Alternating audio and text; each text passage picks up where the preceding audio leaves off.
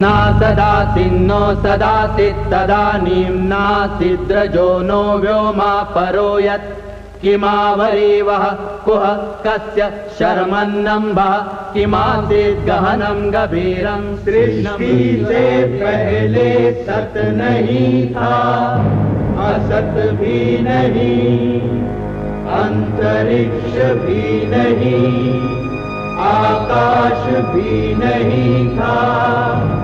छिपा था क्या, कहाँ, किसने ढका था? उस पल तो अगम अतल जल भी कहाँ था।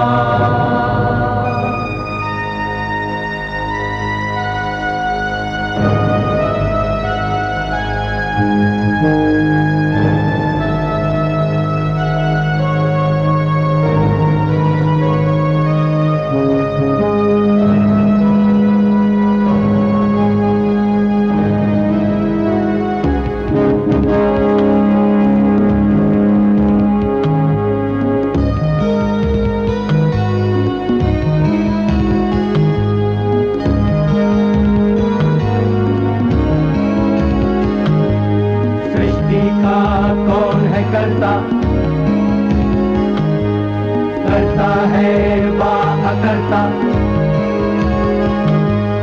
ऊंचे आकाश में रहता, सदा अध्यक्ष बना रहता। वही सचमुच में जानता या नहीं भी जानता है, किसी को नहीं पता, नहीं पता, नहीं है पता, नहीं है पता।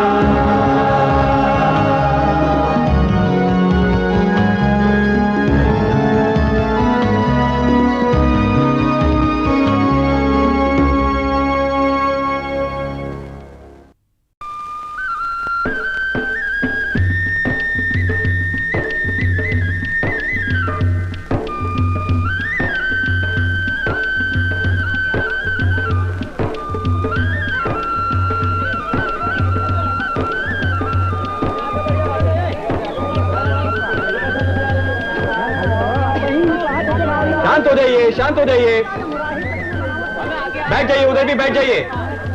पंडित नेहरू आने वाले हैं। हाँ हाँ बैठिए।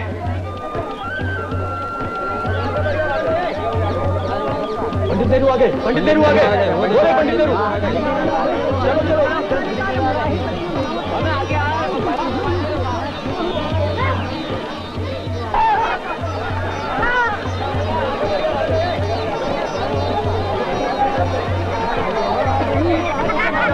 भारत माता की जय, भारत माता की जय, भारत माता की जय। पंडित नेहरू जिंदाबाद, पंडित नेहरू जिंदाबाद, पंडित नेहरू जिंदाबाद।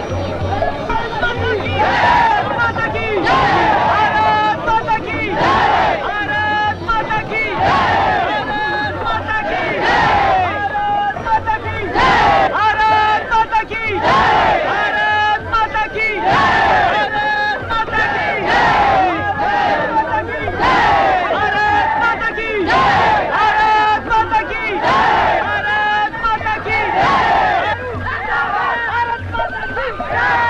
माता की जय।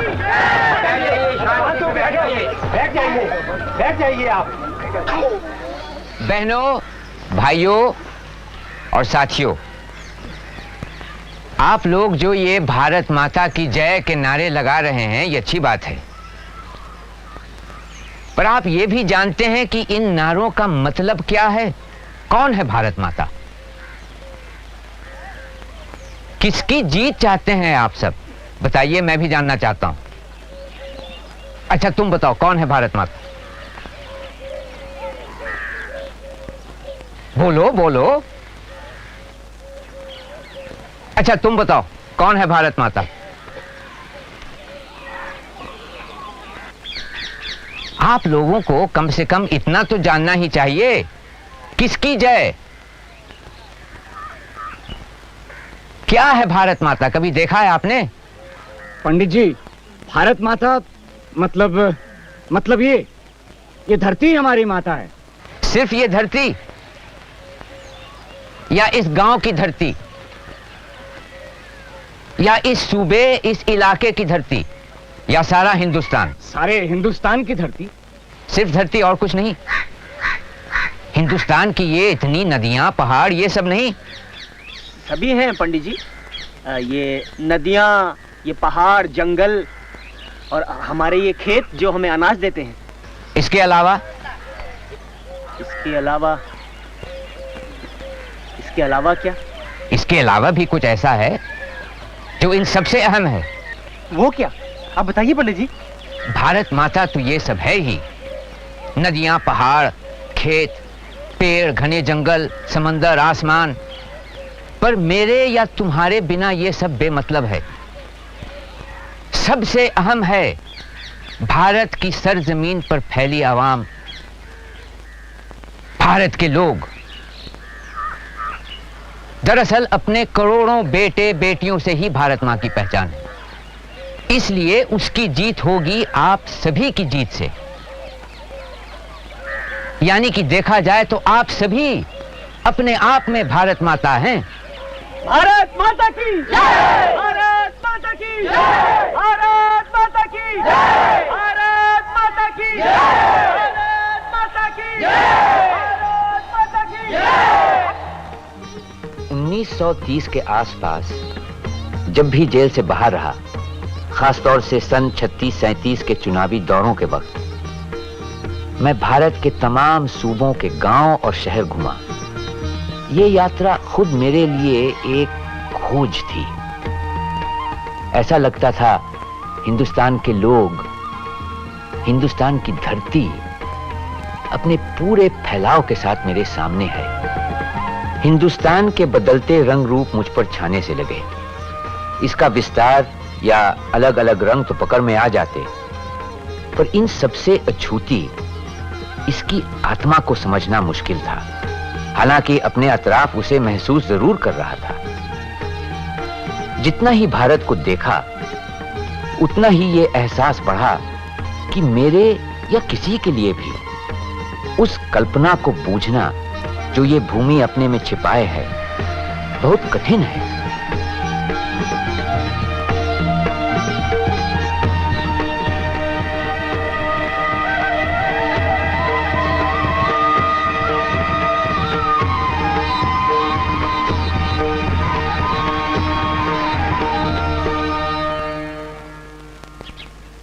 कभी तो भारत मुझे एक ऐसे शिलालेख सा लगता जिस पर मुख्तलिफ ख्वाब और ख्याल की तहें एक पर एक जमी हुई हों। फिर भी किसी बाद की लिखी तह ने पहले से लिखी इबारत को न तो मुकम्मल तौर से मिटाया, न ही छिपाया। चाहे इनका गुमान भी न हो, फिर भी दिमाग के चेतन अचेतन हिस्सों में मौजूद सब रहता है, और इन्हीं सब ने मिलकर भारत के पेचीदा और भेद भरे वजूद को शक्ल दी है। हिंदुस्तान एक नक्शे और जोग्राफिये को छोड़कर क्या है? माजी में क्या पहचान थी इसकी? उस समय क्या था जिसने इसे इतनी शक्ति दी? क्यों ये शक्ति खो सी गई? क्या अब भी कुछ बाकी है? आज भी वो रह गया है जिसे हम जानदार और अहम कह सकें, सिवाय इसके कि बड़ी तादाद में यहां लोग बसे हैं?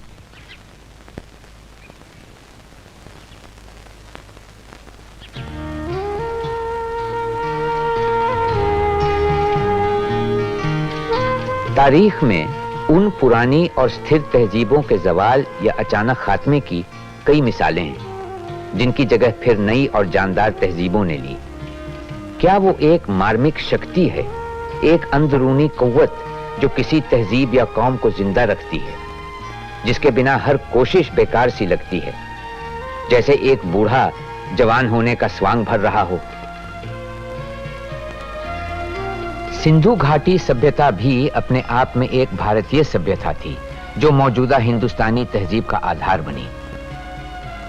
कितनी हैरत की बात है कि कोई भी तहजीब इस तरह 5-6 हजार साल तक कायम रहे, वो भी किसी गतिहीन अर्थ में नहीं, क्योंकि भारत में विकास और बदलाव शुरू से आते रहे। ईरान, मिस्र, यूनान, चीन, अरब, मध्य एशिया और भूमध्य सागर के लोगों से भारत का संपर्क रहा। भारत की सभ्यता का बहाव इनसे प्रभावित हुआ, उसने इन्हें प्रभावित भी किया। मगर उसकी अपनी तहजीब की अलग ही पहचान रही। क्या है इस पहचान का राज? कहां से आई हम में इतनी सकत?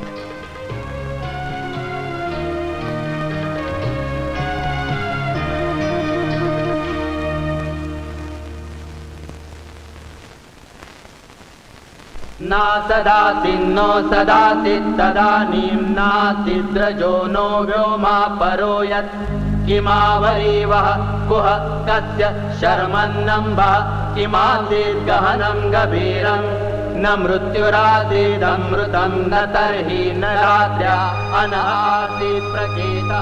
सृष्टि से पहले सत नहीं था, असत भी नहीं, अंतरिक्ष भी नहीं, आकाश भी नहीं था। छिपा था क्या, कहाँ, किसने ढका था? उस पल तो अगम अतल जल भी कहाँ था।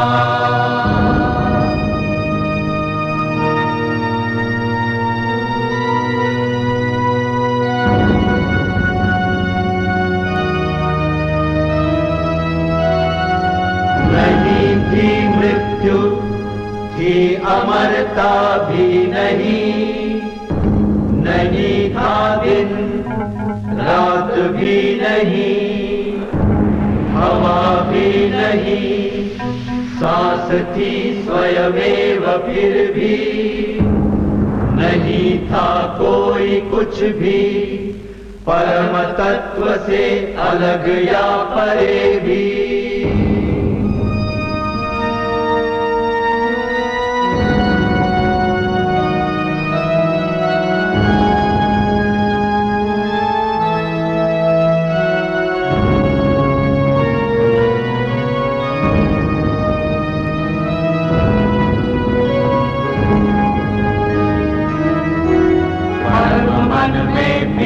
पहला जो उगा काम बनकर वह जगा, कवियों ज्ञानियों ने जाना, असत और सत का निकट संबंध पहचाना।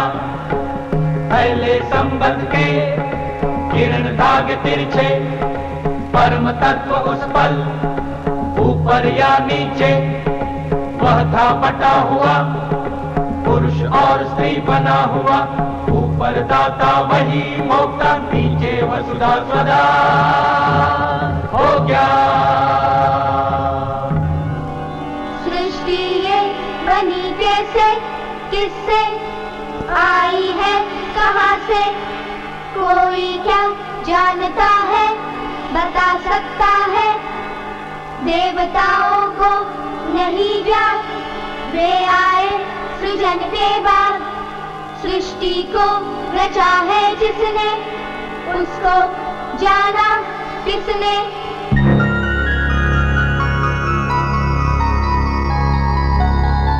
सृष्टि का काम है करता, करता है वह अकर्ता, ऊंचे आकाश में रहता, सदा अध्यक्ष बना रहता, वही सचमुच में जानता या नहीं भी जानता है, किसी को नहीं पता, नहीं पता, नहीं है पता।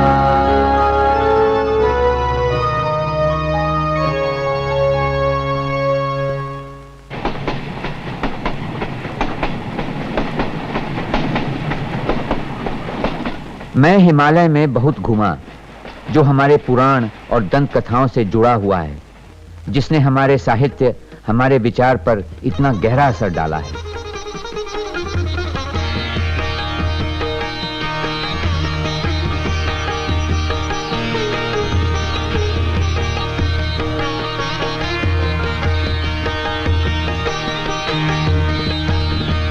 विशाल पर्वतों से मैदानों में बहने वाली नदियों ने भी मुझे लुभाया और हमारी तारीख के अनगिनत युगों की याद ताजा कराई।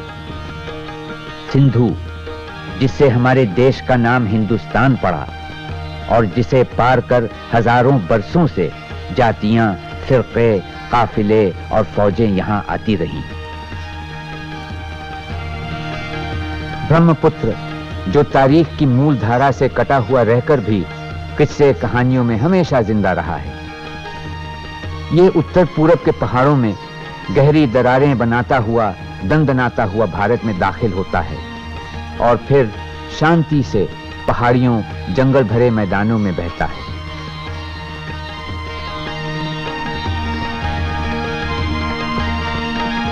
यमुना, जिसके साथ रास, नृत्य और खेल की लीलाएं जुड़ी हुई हैं।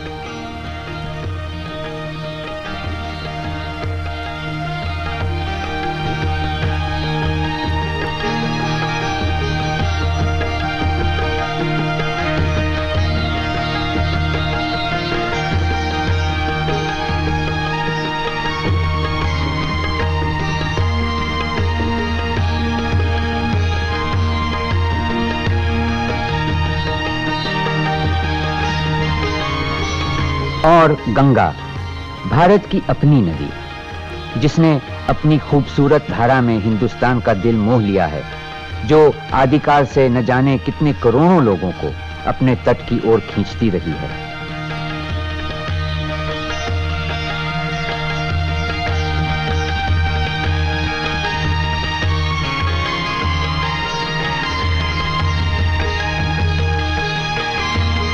दरअसल गंगा की कहानी स्रोत से सागर संगम तक हिंदुस्तान की सभ्यता और संस्कृति की कहानी है। आदिकाल से वर्तमान तक उन साम्राज्यों के उत्थान और पतन की, विशाल शहर बसने और उजड़ने की, इंसान के साहसिक कारनामों और उस दिमागी खोज की जिसने भारत के विद्वानों को उकसाया। ऐश और इशरत, त्याग और संन्यास, उतार और चढ़ाव, विकास और विनाश की, जिंदगी और मौत की कहानी।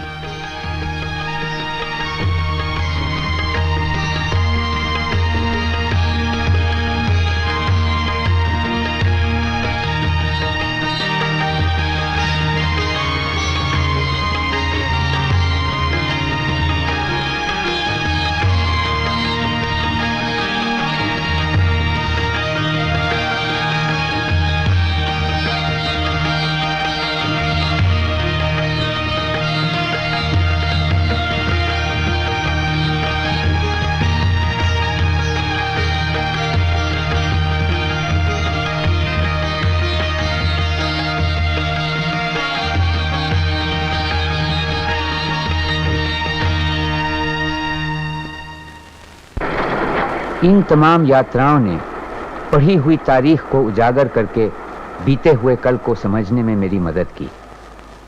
अब तक जो महज दिमागी जानकारी थी, उसमें एहसास का पहलू पनपा और जहन में बन रही हिंदुस्तान की तस्वीर में असलियत के रंग घुलने लगे।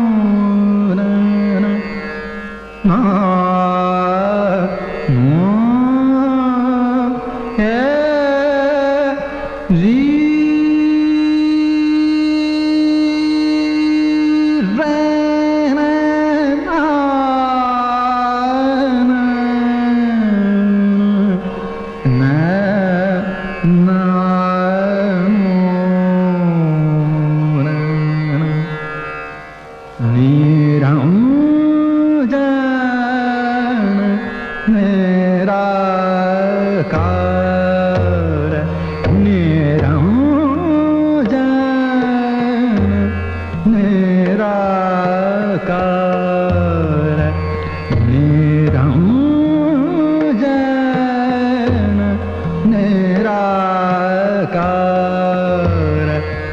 विश्व का तू पालनहार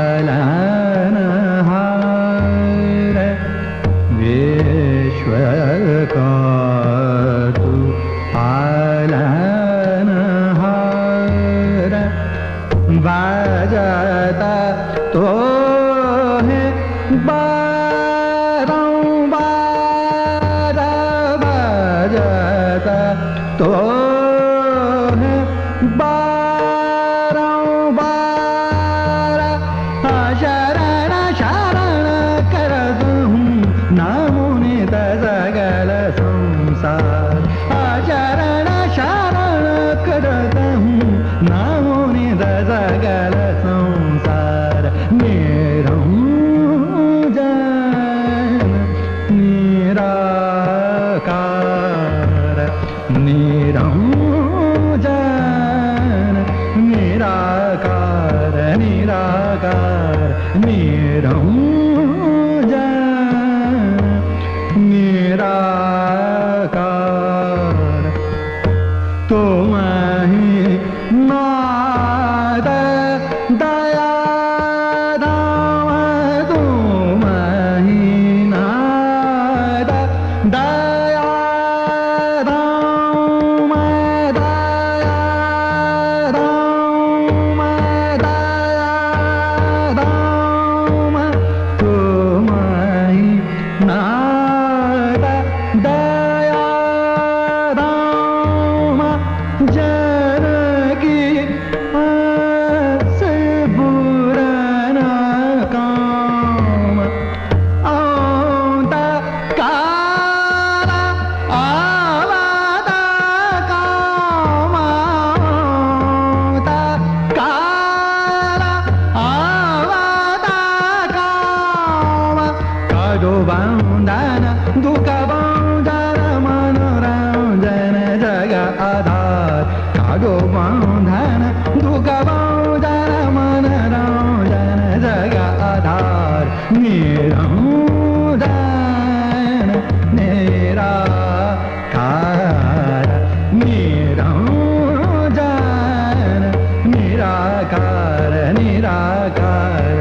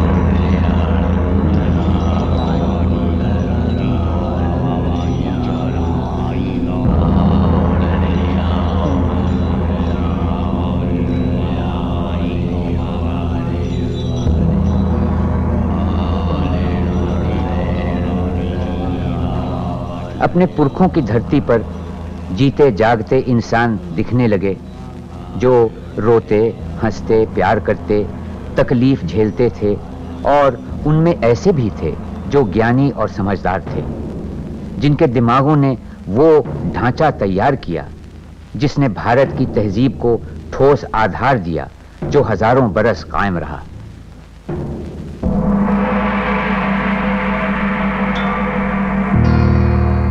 बनारस के नजदीक सारनाथ में गौतम बुद्ध को अपना पहला उपदेश देते हुए मानो अपने सामने देख रहा हूं, और उनके शब्द जैसे 2500 साल की दूरी से गूंजकर मुझ तक पहुंच रहे हैं।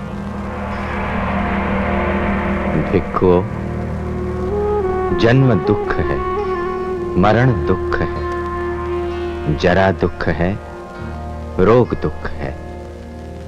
दुख देती अप्रिय की संगत, दुख मनुष्य का आर्य सत्य है। दुख की जड़ है इच्छा, तृष्णा। सुख की चाहत तृष्णा, तृष्णा। स्वर्ग कामना तृष्णा, तृष्णा। मरकर भी बाकी है तृष्णा। तृष्णा ही पापों की माता। तृष्णा मानव आर्य सत्य है। काम तृप्ति भी मोक्ष नहीं है। देह सुखाना मोक्ष नहीं है। तृष्णा छोड़ो, तृष्णा तोड़ो। मोक्ष प्राप्ति की राह यही है, यही सत्य, निर्वाण यही है।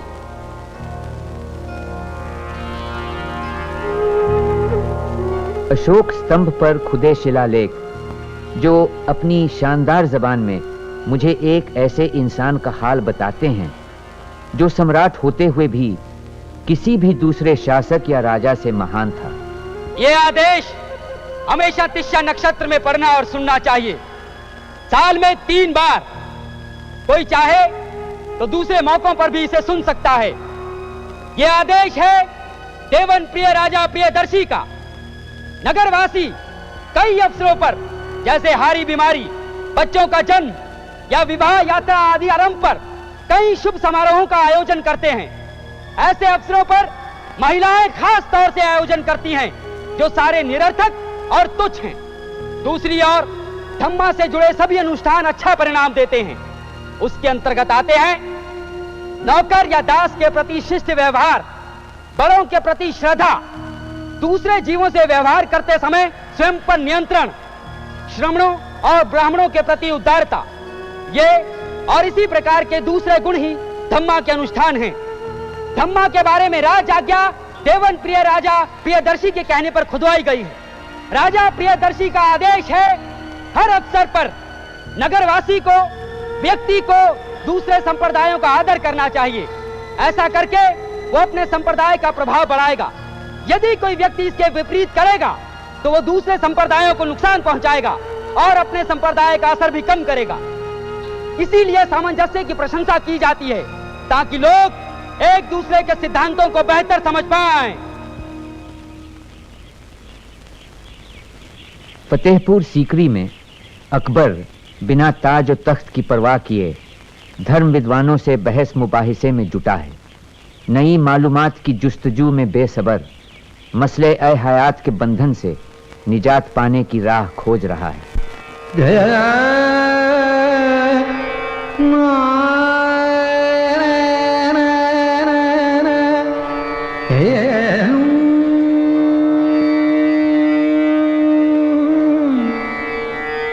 घाटा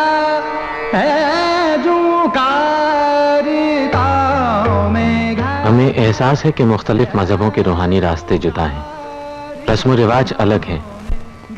हिंदू, मुसलमान, पारसी, यहूदी और ईसाई सबकी मुख्तलिफ तालीमें हैं, लेकिन हर एक मजहब पर ईमान रखने वाला सोचता यह है कि उसके मजहब की रवायतें औरों से बेहतर हैं। इस ख्याल से वो दूसरों को भी अपने अकीदे पर लाना चाहता है। अगर कोई इनकार कर दे तो उसे हिकारत से देखा जाता है और वो दुश्मन करार दिया जाता है। इन्हीं सब वजहों से हमारे दिल में तरह तरह के शक व शुबा उभरने लगे हैं। इसलिए हम चाहते हैं कि मुकर्रर दिनों पर तमाम फिरकों और मजहबों की दीनी किताबें यहां लाई जाएं और अलग अलग मजाहिब के आलिमों में बहस मुबाहिसे हों ताकि हम उन्हें सुन सकें।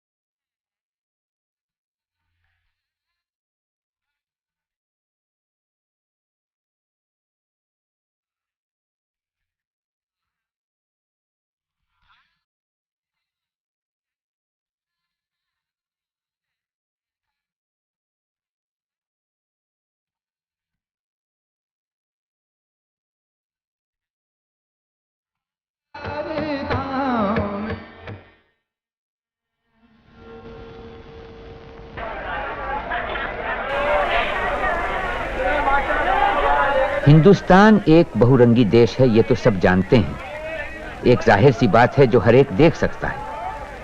फर्क ऊपरी ठाट बाट और रहन सहन में भी दिखाई देते हैं, आदत और सोचने के ढंग में भी। मजहब बदलने से भी तब्दीलियां आई हैं, पर जो तर्ज जिंदगी किसी खास इलाके की पहचान मानी जाती है, उसमें फिर भी इतनी तब्दीलियां नहीं आई।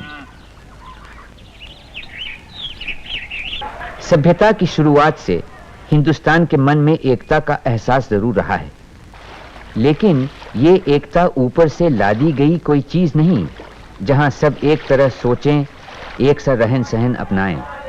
वो किसी और किस्म की एकता रही है, जहां विभिन्न सिद्धांतों को एक सा आदर सम्मान मिलता रहा। प्राचीन या मध्यकालीन युगों में एक आधुनिक राष्ट्र का ख्याल था ही नहीं, और सामंती, सांस्कृतिक या जातिबद्ध बंधन ज्यादा मतलब रखते थे। फिर भी मुझे लगता है कि तारीख के किसी भी दौर में एक हिंदुस्तानी भारत के किसी भी हिस्से में जाकर एक अपनापन जरूर महसूस करता होगा, जबकि विदेश में वो अपने आप को अजनबी समझता होगा।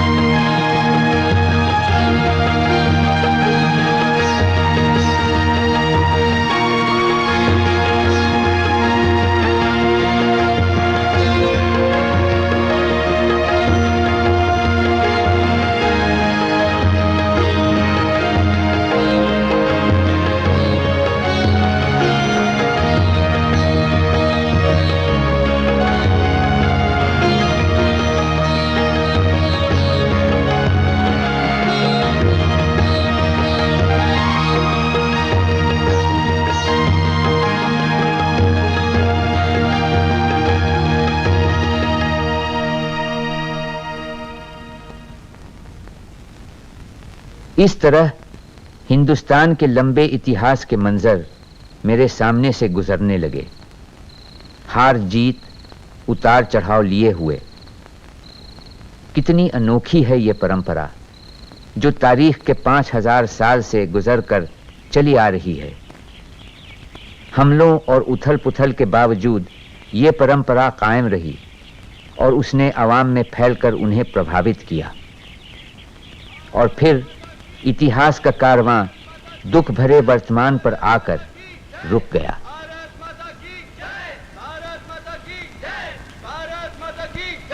कहीं दूर से नारों का शोर एक गरज की तरह मुझ तक पहुंचा। शुरू में पहचान नहीं पाया, फिर एक जानी पहचानी सी पुकार लगी जो मेरे दिल से जवाब मांग रही थी। जेल के बाहर न जाने कौन हमारे इनकलाबी नारे दोहरा रहा था। शहर के मर्द औरतें या गांव से आए किसान, जो भी थे, उन्हें सुनकर हम सब खुश हो गए और उनकी उस सलामी का दिल ही दिल जवाब भी दिया।